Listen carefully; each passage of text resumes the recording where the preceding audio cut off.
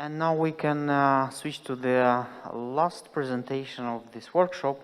So Nakib Protik from Catalan Institute of Nanoscience and Nanotechnology will present ELPHBOLT, software for coupled electron-phonon Boltzmann transport. Nakib? I am a postdoc in Pablo Down's group at ICN2. Thank you, Pablo, for giving me the opportunity to present this work, which is a software for calculating coupled electron-phonon Boltzmann transport. The project is hosted here, and we have a preprint out very recently. You can read more details about this work there. I'm going to start with trying to motivate why we should study ab initio transport. So we want to understand the physics of transport in a parameter-free way, hence ab initio. This way we understand the effects of the underlying microscopic interactions that affect this transport physics. And this will help us understand the various transport regimes, for example, diffusive, hydrodynamic, impurity limited, or maybe something more exotic. And because it's an ab initio method, it really, sometimes when you connect to experiments, it tells you the limitation of the theory that you use, and sometimes you understand that you need a new theory or some extension of this theory. So once you understand this basic science aspect of it, that helps you look at applications.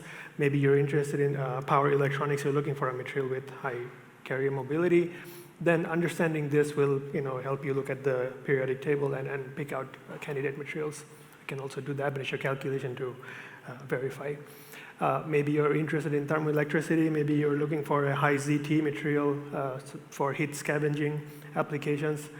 Maybe you are looking for a high thermal conductivity material for heat draining applications. Or maybe you're doing machine learning and you want to understand, you want to know what descriptors to pick to train your model. So knowing the basics will help you do that. Okay, so with the motivation out of the way, this is the overview of my talk. I will explain to you what the transport problem is in the way that we solve it here. Then I'll talk briefly about what Boltzmann transport theory is, and then I'll give you an overview of how the ELPHBOLT code works with an example, and finish with the outlook. Right, so what is the transport problem? So here's a boring situation. By the way, this is an example for phonon thermal transport, and phonons are just quantized vibrations of your atoms in the crystal. And these are the main carriers of heat in non-metallic systems like semiconductors or insulators. So let's say this is a piece of some sample of some object, and you maintain this at some fixed temperature. This means that all the phonons in this system are in equilibrium, so there is no net phonon current. So in order to measure a thermal conductivity, let's say, you want to hold one end at a high temperature and the other end at a low temperature. Let's maintain the same temperature gradient. That means that atoms here will jiggle more than on this side, so you can think of phonons moving from this side to that side, so that the phonons in this system will be out of equilibrium, and that will create this phonon current. So that's exactly what you measure when you measure the thermal conductivity.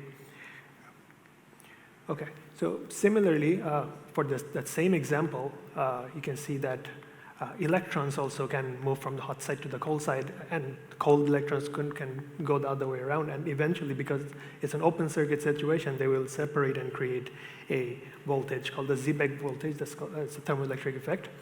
Or you could have the material at the same temperature but connect a battery across it, and now your currents can flow, electrons can flow. That gives you charge conduction, and when electrons flow, they also carry heat. So there's also a generated heat current. So that's the Peltier effect, which is connected again to the Seebeck effect. In the ab initio transport problem, we want to calculate these transport coefficients. the thermal conductivity, charge conductivity, and thermal power. And we do not want to use any tunable parameters. Okay, so there are many ways of doing computation, and we have seen over the last 2 days different methods applied to transport problems. And the question is, how hard should we compute? So let's say someone gave you a plot of thermal power versus temperature for whatever material, and they said that these red points are the experimental data that they found. Now you can maybe have like an easy theory which you solve, and you get this blue line here, and someone does a hard computation and finds that black line that goes perfectly through the experimental points, and you can see that at 50 Kelvin, there's like a 20-fold difference between the easy computation and the hard computation. So that tells you that sometimes we need to compute hard theories. So how do we go about calculating transport properties of materials? Okay, so this is the one-page summary of the Boltzmann transport theory. So the Boltzmann transport equation describes the time evolution of a distribution function, which is a function that can in general depend on position, wave vector, time, and it really describes the transport of something called sharp modes or quasi-particles. So the easiest way to understand this is if you get the spectral function from an experiment and you see very sharp peaks, then yes, you can apply Boltzmann transport theory to those sharp peaks. If you see very broad features, then look for other methods, because Boltzmann transport is not the right tool for that. So for a homogeneous system and in steady state, which is this is what we're going to look at, the Boltzmann transport equation simply looks like this. And this term here is a collision integral. It has two components. These W's are transition probabilities, and this first term is the probability of a state going out of its state due to some collision. So it's called outscattering. But you can also imagine that there are other interactions that will bring the state back into this state labeled K. So those are the inscattering processes, and this accounting that you do, that goes into your collision term. And there's this field term, which is just a coupling of the external field, could be temperature gradient or electric field, to the particles in your system. So what we do here is we take this field term to be a classical theory. So your field particle coupling is completely classical. This collision, we can treat them fully quantum mechanically.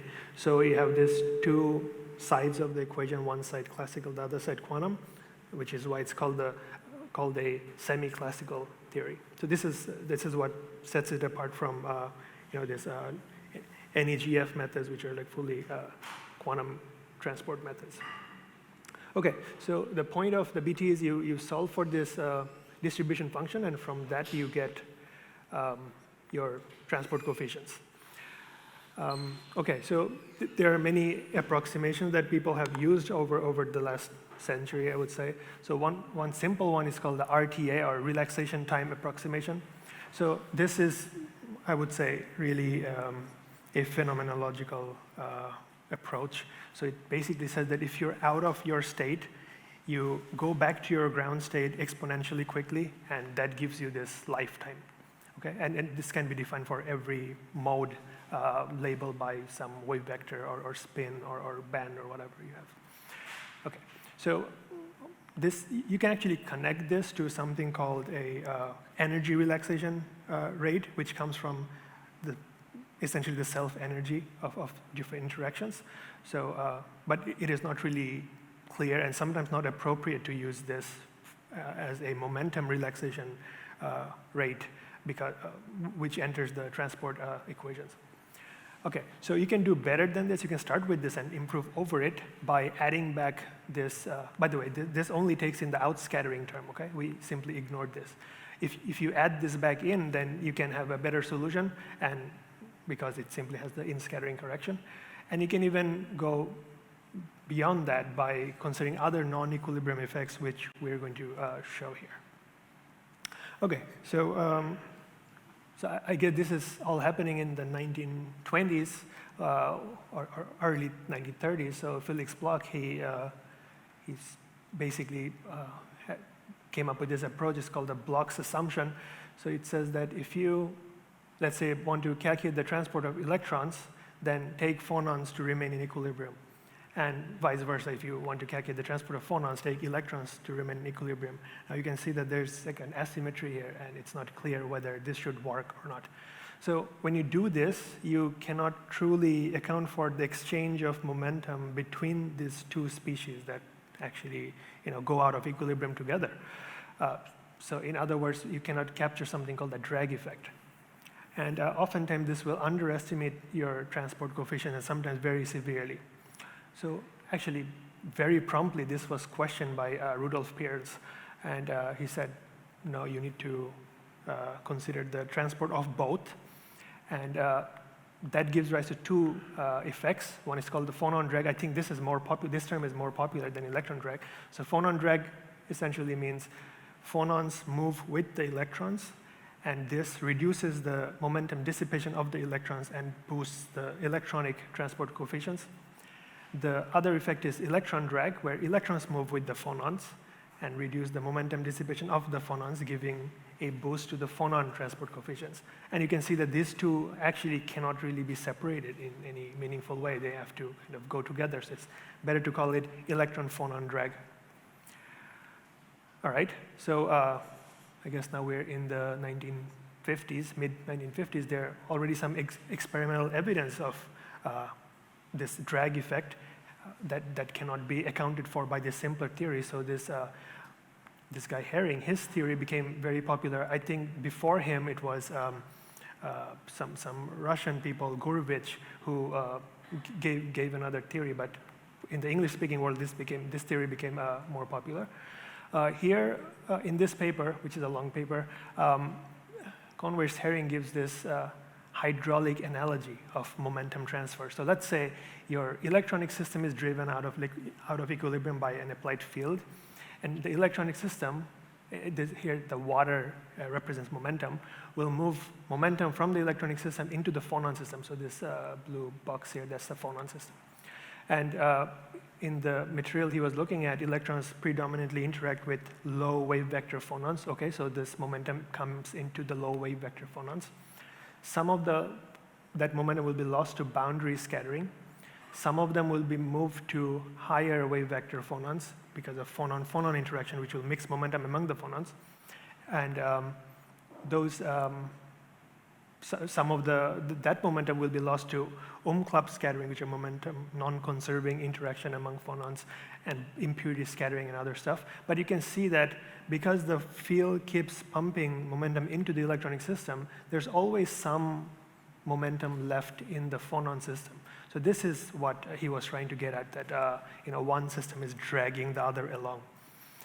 So you can notice that there is no connection of the momentum from the phonon system back to the electronic system. So because of this lack of backflow of momentum, this system cannot capture the phonon drag effect on the electronic system. Okay, so this type of theories are called partially decoupled, or if you like, partially coupled theories. And if you really want to capture the phonon and the electron drag effect, then you need to solve a coupled electron-phonon transport equation. Okay, so there's also a thermodynamic consideration here when you judge Herring's theory. So I talked about the Seebeck effect, which happens when you have when a temperature gradient induces an electric field in an open circuit situation, and you have the Peltier effect, where an electric current generates a heat current. And these two have been shown to be reciprocal by Lord Kelvin here and Lars Onsager. And they showed that both the thermopower that you measure using both these experiments will be the same. And Onsager actually showed that this follows from the time reversal invariance of this electron-phonon and phonon whatever microscopic interaction processes you may have in the system. These have to be time reversal invariance, and from this it follows that these Kelvin-Onsager relationships must be true. And there's an easier version of this theorem, I guess, in Sonheimer's paper. I invite you to look through this. And Sondheimer also showed that Herring's theory and some of those other theories in that class broke this Kelvin-Onsager relation. So from like a theoretical point of view, there's something unsatisfactory about this partially decoupled theories. Okay, so what do we really need to calculate? So I will set up the Boltzmann transport equation the way we're going to solve it. We're after the distribution functions, and in this case, we're looking at a gas of electrons and phonons. So our heroes are the electron distribution function F and phonon distribution function S. So this subscript M represents a band, and K represents the electron wave vector. Similarly, S represents a phonon band, and Q the phonon wave vector. And the idea is the presence of the field will shift your, move your distribution from out of equilibrium, but not too far away, so you can linearize this about the Fermi-Dirac for the electron case and Bose-Einstein for the phonon case. And this deviation from the equilibrium will be given by this function psi and phi for the electrons and the phonons. Okay, so you can then write these deviation functions themselves as coefficients of the applied fields. So here I'm going to consider a temperature gradient field and an electric field only. So the electron deviation function will be further broken down into this response function I and response function J for temperature gradient and electric field. Similarly, the phonon deviation function will be broken down into this function F, which is due to the temperature gradient, and this function G due to the applied field. And here, it's natural to ask the question, why would the phonon deviation function have a term that's proportional to the applied electric field, given that phonons are not charged particles, they don't couple to electrons? But it will happen because phonons interact with electrons, and the drag effect is what's going to give you a non-zero value of that response function. Okay, so we wrote down this coupled electron-phonon Boltzmann transport equations in this form. It's written in a very symmetric way. All these four equations look the same. This I naught, all the terms with the knots, these are really the relaxation time approximation terms, or RTA. It's just that this G naught term, the phonon response to the electric field, will be identically zero because there's no direct coupling between electric field and the phonons. All these terms with S superscript, these are not very simple terms, they're very complicated functionals, but this delta IS will be a functional of I. Similarly, F will be a function of F. So that's why the S stands for self, because they are functionals of the response function of the same species. Similarly, we have a term with D. D stands for drag. Here, this will be a functional of F, and this F equation will have a D term, which is a function of I. So there's this crosstalk between these two equations via this drag term, and that's really what gives us this drag phenomena. Now, it's a bit hard to see what's happening unless you look at the equations themselves. So all the details are given in this paper. But it's sometimes simpler to think about this momentum flow diagram that Herring drew, but this time we're going to complete the circuit. So whatever field you have will pump momentum into your phonons or the electrons. This will happen through this naught terms.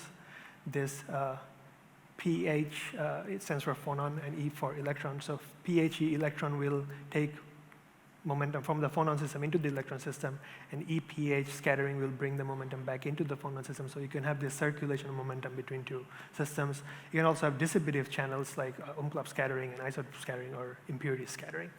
And all of these will be kind of described by these four equations. Okay, so I will zoom into just the temperature gradient equation to tell you a bit more about what each of these terms does. So if you restrict yourself to just this first term and ignore all of these other terms, then you will be in the relaxation time approximation, or RTA. This is still a popular approximation. The reason is all you need to do are calculate this scattering, like this 3 phonon scattering or phonon electron scattering, and plug those into calculate the scattering rates, and that goes into this F naught I naught term, and that's it. There's no BTE really to solve here.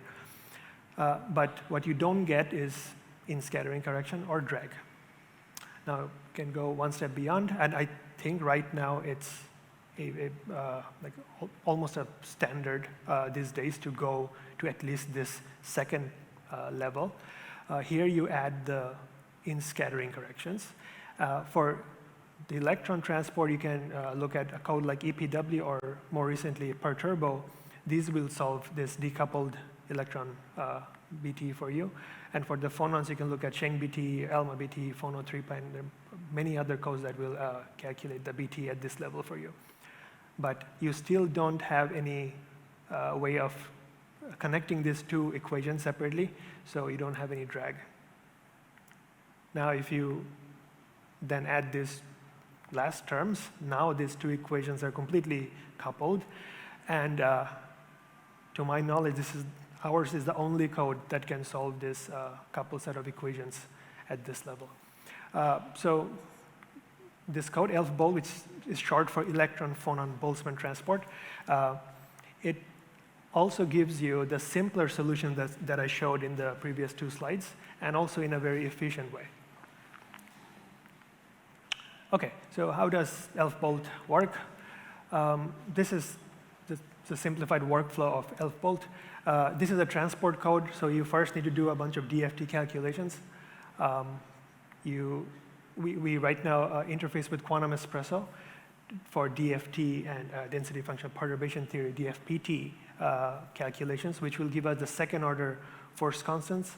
Quantum Espresso also talks to another code called EPW and also a code called Vannier 90. These produce Vannier space information. These are information about the electronic Hamiltonian and dynamical matrix and electron-phonon interaction expressed in a real space form, which makes these quantities compact.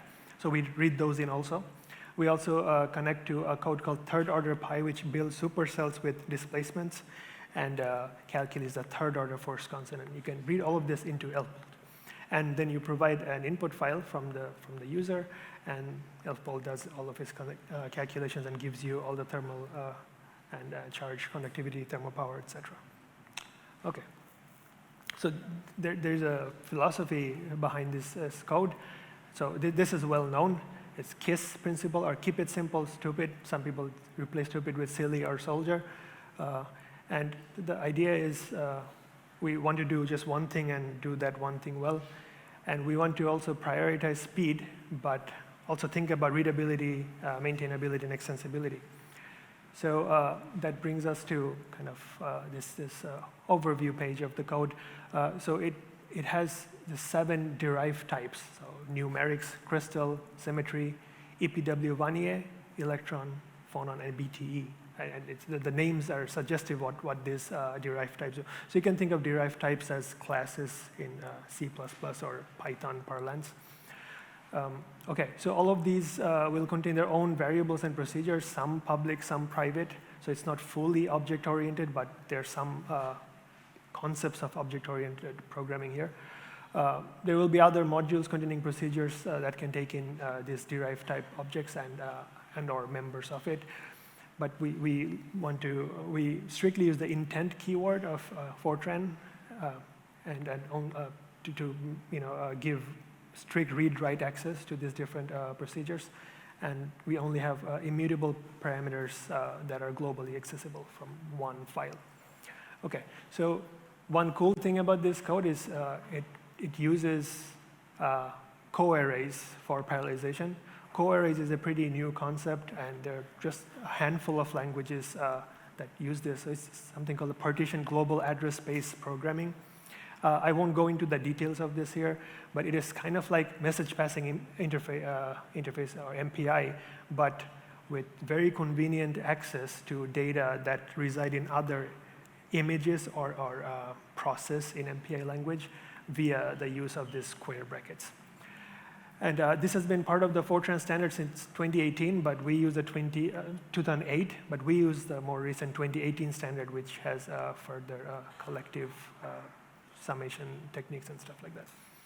So my personal opinion is that this is more convenient and elegant compared to MPI and saves a lot of space when you write code. Okay, so we also reuse the code as much as we can. For example, we exploit this polymorphism, again, going back to this object-oriented style, and write general procedures whenever we can, but we don't do this when this makes the code slow, okay? The code is also heavily commented. I think there are more comments than code, but if you remove all the comments, you will have just 6,700 lines of code, which I think is pretty compact for what the code does. Okay, so basically this is, you know, where all the code is. Of course, this is just the main page and main file, and this, I'm not showing you the details of these subroutines, but you set up the crystal and you know, read the data, calculate the electrons and the phonons, and then you calculate the interactions, and then you just run the BTE. So it's, I would say, very readable. Okay, so enough of the theory and the implementation. Let's look at some results. So I chose the paradigmatic material silicon for this case. So cubic silicon, it has a diamond structure. I'm showing the band structure, electronic band structure on the left here, and the phonon dispersions on the right. We will be n-doping the material, so we really only care about this little bit of the conduction band right here. And the phonon-phonon interaction and electron-phonon interactions, these are all calculated completely ab initio. This code is fully ab initio. Okay, so the code calculates the BTs way beyond the relaxation time approximation, but the RTA scattering rates are still very important. They're very instructive. They tell you a lot about what's happening because it allows you to kind of break down all of these different scattering channels into separate parts. So here I'm showing you the electron scattering rates due to the various scattering mechanisms. On the this is for a carrier concentration of 10 to the 2 into 2 times 10 to the 20 per centimeter cubed, pretty high density. On the left is the plot for 50K, on the right for 300K. So the blue circles here, these are the electron acoustic phonon scattering rates, and the red squares, these are the electron optic phonon scattering rates, and the black square crosses are due to electron charged impurity scattering. Now, good to remind ourselves that electron phonon scattering will send momentum from the electrons to the phonons, okay? We see that there's, it's clear on the right-hand side plot at 300K that there's this onset of optic phonon emission that happens at 62 MeV, or something along those lines. Maybe the number is wrong here. That's because that's the onset of the optic phonon scattering, okay? That you have this jump there. You also see that on the left-hand side plot where the chemical potential happens to be in the conduction band, there's this big dip in the electron optic phonon scattering rates, and that's a phase space effect because the interaction is inelastic. So all of these really means that your electron acoustic phonon scattering will always dominate where the transport active electrons are, and it's guaranteed that your electrons will always pump your low energy acoustic phonons with momentum. This electron charged impurity scattering, that's always a dissipative channel. Now let's look at the other side, which is the phonon electron scattering. On the left, again, 50K, on the right for 300K. Here the red points are phonon-phonon scattering rates, and these blue points are phonon electron scattering rates. And again, we see that for low energy acoustic phonons, the phonon electron scattering rates are often comparable or higher to the phonon-phonon scattering rates. And phonon electron scattering sends momentum back to the electrons. So this is how you get this momentum feedback between the electrons and the phonons. These yellow lines, these are the same for both temperatures. That's a phonon isotope scattering, and that's a dissipative channel. Okay, so when you do the calculation and you can then plot the mobility, carrier mobility versus temperature. Here I'm showing you in red points some experimental data. I think it's from Canelli. The references are in the archive preprint I mentioned before. This is for a low doping level. And this blue curve and the blue symbol, these are different levels of solutions that I talked about. They all reproduce this, this experimental data very, very well. And I guess that's a good thing. But important thing is there happens to be no strong drag effect for the electron mobility for the low doping case. Now let's look at the high doping case, and it's a busy plot. Let's break it down a little bit. Let's first look at this blue line here and this red points there. So these red points are this high concentration mobility measurements, and this blue line is the calculation, full drag calculation. You see that there is a pretty large difference, a factor of 3 to 4, I would say, between our calculation and the measurements. Now, the reason why this happens is, okay, there are many reasons why this could happen. One of them is we assumed a singly, this should be singly, not single. So singly ionized impurities, which may not be accurate. I don't think that measurements here were on samples where it was kind of characterized how much of what dopant you have. The other thing is we use an impurity scattering model in this code, which simply does the Born approximation and Thomas Fermi screening. And Thomas Fermi screening in particular has been shown to over-screen, so which makes the electron impurity scattering weaker than it should be. And the third thing is we ignored electron-electron or the related electron-plasmon scattering mechanism. And this has been shown in this recent paper by Caruso and Justino that that gives you like a factor of 2 to 3 reduction of mobility compared to the case where you don't include electron-plasmon scattering. So again, this is like a cautionary tale. When you use this code, remember not to go too high in your carrier concentration, especially for cases where you need to include electron impurity scattering. So it's a 3D, basically. Okay, so let's forget about that part and look at this, compare this bunch of curves here. In this top set of curves, I turned off the electron impurity scattering, and right away I saw a huge increase in the drag effect due to the phonon drag effect. And the thing is, it's curious to do this, but can you really introduce charge? Can you really introduce charge carriers into your bulk system without introducing dopants? That's a question. Some people say you can using modulated doping. Others say you can't. But I know for a fact that you can do this in 2D materials by gating. Okay? So this kind of result should still hold for 2D materials. So the point is you can get this enormous drag boost when you turn off the impurity scattering, and you also see a separation of the different levels of theory, like partial decoupled versus dragless versus RTA. All of these things kind of separate out. So in general, I would say you cannot tell a priori whether you need to solve a fully coupled system or whether RTA does well. Right, next let's look at the phonon thermal conductivity. Electronic thermal conductivity is very small compared to the phonon thermal conductivity in doped silicon. Here in red we have experimental data, and that's for high purity samples. So our low density curve, blue curve, fits that very, very well. And when we increase the carrier concentration, we get this green curve here that says phonon electron scattering can reduce your thermal conductivity, and you can study that using this code. Right?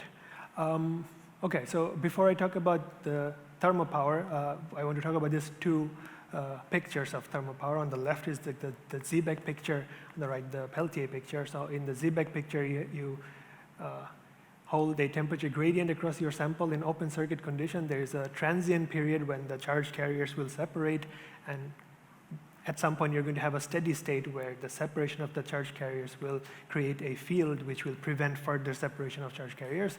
And this constant of proportionality between the induced field and the applied temperature gradient is called the Seebeck coefficient. On the right-hand side, you take the same material but connect it to a battery. You induce a charge current, but when charge flows, it also carries heat, so you induce a heat current. And this is how you define your Peltier coefficient, which is connected to the Seebeck coefficient used in this form.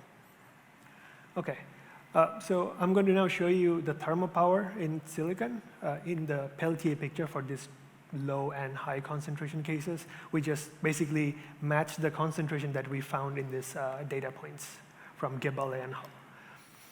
Okay, so you saw this plot a while ago. So these red points are the experimental points, and the black curve is the full drag calculation, and the green curve is basically, you can think of it without drag, and you see this, what I would say, or kids these days would say epic fail, this 20-fold difference between dragless calculation and full drag calculation. And for also in the high density case, you again get very good agreement between the full drag calculation and measurement. Okay. So there's another curious feature that we saw in this material and also before using a similar code for silicon carbide, that this the drag thermopower or thermopower in general seems to be immune to impurity scattering, and here we're talking about point defects. So here I have these dash curves where I turned off the impurity scattering, and you pretty much get the same value as the case where you do have impurity scattering. And there's like a hand-wavy way of explaining this, but that's not the full story, because in the end we don't work in the RTA anymore, we go beyond that. But in the RTA, when you think about the scattering rates, you can kind of explain this. So you can say that, okay, the temperature gradient field puts momentum into the phonon and the electron system. The electrons can lose momentum in this impurity channel, but since the impurity scattering channel and the electron-phonon scattering channels are kind of, you can think of them as parallel resistances, right? So the rate at which electrons will send momentum to the impurity, to the phonons will be the same whether or not there was an impurity channel, okay? And the phonon system similarly will send momentum back to the electrons at the same rate whether or not there is an impurity channel. So you can kind of see why there would be a kind of immunity toward impurity scattering in this kind of systems. So in the end, the same Seebeck voltage will develop and you get the same thermopower. But of course, when you do a fully self-consistent calculation, the presence of this will affect all of these other scattering channels in the steady state, but this is a good approximation, I would say. Okay, so where to from here? I'll just show my last slide. So we can think about connecting this ELPHBOLT workflow with, say, a database. These days you have many databases where people have high quality electronic structure and phonon structure calculations. You can just pull data from there and basically calculate transport coefficient in a high throughput way so that you can screen for interesting material behaviors. One issue there would be, how do you do Vannierization in a high throughput way? I know Giovanni Pizzi has been doing some interesting work in that field, but we can think about that. You can think about 4-phonon interaction. It has been shown that in some materials that have high anharmonicity, just 3-phonon interaction does not give you a good result. So we can think about including those in ELPHBOLT. We can think about heterostructure, for example, a 3D material and 2D, and somehow you'll have to build in a way of interaction between these objects in 3D and object in 2D. Could be long-range interactions of some sort.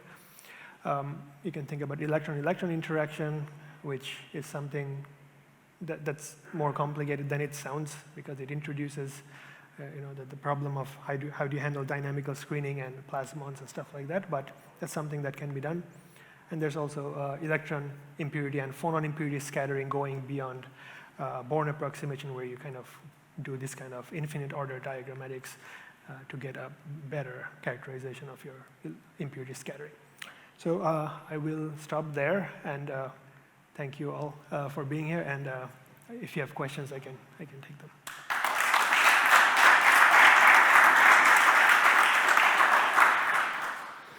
Nakib, thank you very much. I was wondering, you interfaced it with the plane wave code, quantum espresso, and then linearization and all that procedure. Sometimes it's a pain in the neck. Yes. Would it be possible to interface it with a localized basis set software like Siesta? Wouldn't that be easier, faster, possible at all?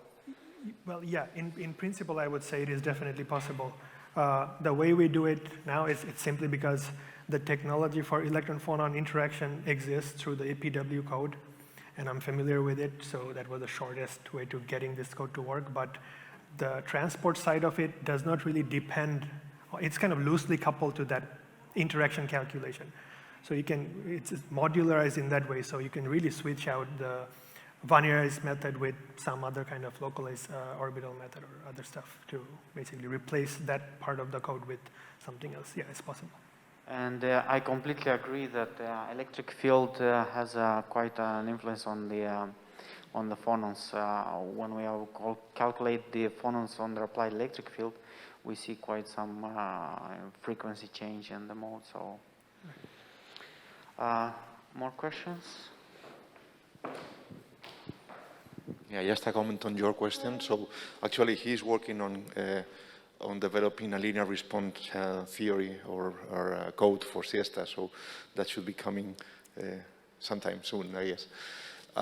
But even when we have that, we still need all this technology to link to the other intermediate packages with the electron-phonon coupling and the Wannier functions and all that. So even if we have a linear response in Siesta, it will take some time still to put it together, everything. I have a question, actually. You mentioned the standard of Fortran 2018. Is that a limitation, a practical limitation in some computer centers or clusters or things like that? Yes, that is absolutely a practical limitation. We've had problems.